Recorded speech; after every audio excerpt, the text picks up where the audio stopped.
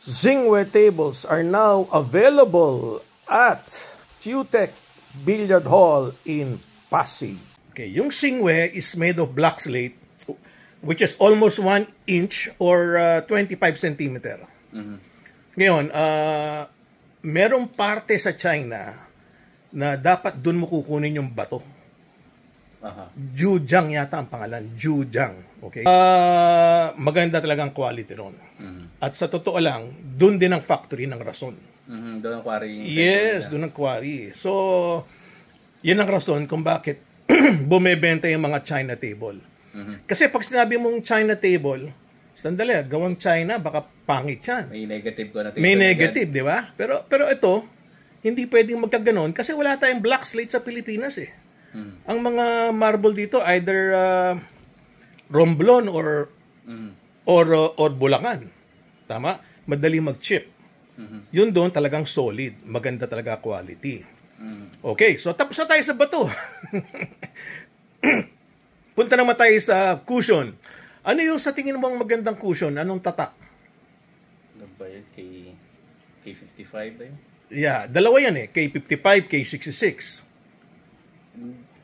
Hindi po ka particular. Hindi ka particular. At dating mo sa banda ho eh. Okay, so sa feel na lang ho eh. Pag na-testingan ko yung banda, doon ko malalaman kung maganda yung banda. Pero hindi ko kasi nasisilip yung brand ng pag sa mesa, hindi mo makikita kung ano yung... Sige. Ako na magsasabi sa iyo, ang magandang brand is galing ng Taiwan, which is the K55 o K66 or K66. Okay, yung iba made Taiwan. Yes, kailangan gawan Taiwan. Doon talaga ang magandang mga banda eh. Okay, specialized nila yun. Ngayon, yung ginagamit ng Zingwe is a K55 Black Premier. Okay, baka makabili ka ng K55, pero ito ba kamo Black Premier? Kasi pag hindi Black Premier yon, iba talbog nun. Kita mo na, meron ka natutunan sa akin. Ha? Hindi nga lang negosyo, technical ng konti. Okay. So, tapos na tayo sa banda. Sa tapete naman, anong tapete hinahanap mo? Yung hindi mahimulmol. Yung hindi mahimulmol. Maganda yung pagkakatahi, yung masinsin talaga yung pagkakadikit. Okay. Kakapalan, yung tapete, yung hibla niya matibay. Hindi yung pagka nasungkit ng tako, mabubutas. Yung matibay. Okay. Tanungin kita. Alam mo ba kung anong materials gawa ang tapete? Hindi ko pala Hindi mo rin alam. Naku, mahina ka pala sa technical. Yung magandang material has to come from Australia. Galing sa mga sheep. Okay? It has to be wool. Hindi siya ordinaryong sinulid. Wool dapat. Okay? Yan ang sekreto. The more wool, the better the quality. Yung top of the line ng CPBA, yung CPBA Royal, that's 85% wool. Kanya mahal. So kung bibili ka ng mga tapete, unang tatanong mo, how many percent is wool? Ngayon, pag sabing 50-50, siguro pwede na, pero hindi siya top of the line. Pinatutunan ka na naman. Thank you po. Okay. So, yung isa pa, pag-usapan natin yung kahoy. Ano sa tingin mo ang magandang kahoy na matibay? Mahogany? Well, tama ka. Ano ba ginagamit na kahoy dito sa Pilipinas, sa mga table? Sa tingin mo, anong ginagamit? Kasi mahal yung mahogany eh. Tama naman, yakal, mahogany, mahal yan eh. Tsaka nara eh. Ano sa tingin mo ang ginagamit dito? Hindi ko po kabisado. Mga ipilo siguro. Kung makakuha ng ipilo. Kaya tanghili, di ba? Yun ang lamang ng China. Ang lamang ng China, ang ginagamit nilang kahoy is oak wood. Siyempre, mas matibay. Di ba? Matibay talaga yung oak wood. Unfortunately, walang oak wood sa Pilipinas. Ngayon, kung gusto mo malaman gaano kahusay yung oak wood, pwede mo nang i-research yan. I-research mo na lang sa internet, no? So ngayon, kaya sinasabi kong maganda ang Zingwe, unang-una, isa-isay natin, naka-black slate, makapal, at i-compare mo, pag binuhat mo yung white marble, mas magaang. Yung black marble, siguro 3-4 na tao bubuhat niyan. So, talagang solid. Solid talaga, okay? Ngayon, yung cushion, guaranteed K55 yan na na na Black Premier. Okay. Yung CPBA, kung gusto mong high-end, sabi mo, gusto ko Royal. Okay? Ngayon, yung kahoy, solid oak wood yan.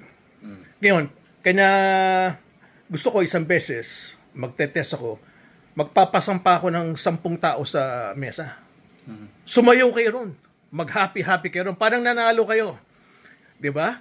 For example, yung limang team Europe, 5 sila. 'Di ba? Tapos 5 team Philippines, 5. Kahit tumalo sila ron, hindi mabibiyak. Hindi mabibiyak 'yon. Ganong katibay. Alam mo kung bakit? Kasi yung Singwe nakasandal yon sa metal frame. Okay, naka-metal frame 'yon, tapos yung wood nun nga is solid. 'Di ba? Makikita mo naman mamaya pag binisita mo. Solid talaga. So, kung gusto mo, mamaya sampahan mo, mag-imbita ka ng 10. Tingnan mo kung bibiyak, 'di ba? Hindi tulad ng mga mumurahing table, hindi ba yung player lalo na yung matataba. Minsan obligado silang umupo sa table, lalo na kung backhand ng tira, napapaupo. Baka gumewang na 'yon. Kasi lalo na kung tangili lang 'yon, pwedeng gumewang 'yon. 'Di ba? So, mawawala sa alignment. O ngayon, may tanong ka kung bakit napakaganda ng Singwe at napakamura sa halagang presyo na binibigyan ng batang tirador? Bakit mura? Bakit mura? Ay, magandang tanong yun Bakit mura? Kasi yung mga kalaban namin, mga tag-500,000 Yung mga magagandang mesa, tag-500,000. Syempre, pag gawang China, alam mo naman ng China, kamukha ng mga kotse, gusto nilang gumaling sa pagbebenta, tulad ngayon, halos talunin na Amerika sa electric car.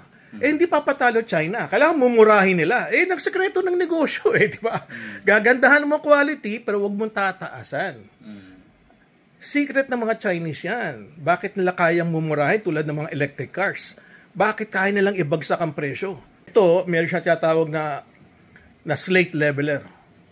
Okay? So, pwede mong i-level using the slate at saka sa baba. So, yun ang kinaganda niya.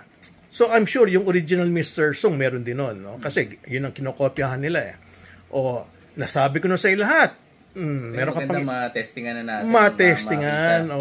Paano mo testingan at paano mo malalaman ng okay?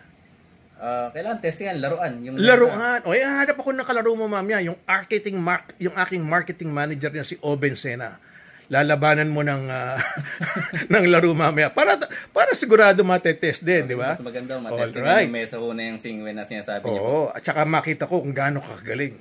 Palagay ko class A player ka Ay, malabo po. Malabo ba? Maraming salamat, Ala. Thank you po. So, bisitahin niyo po ang Kudos Billiard Hall sa Puerto Princesa, Palawan. Okay, maraming salamat ulit.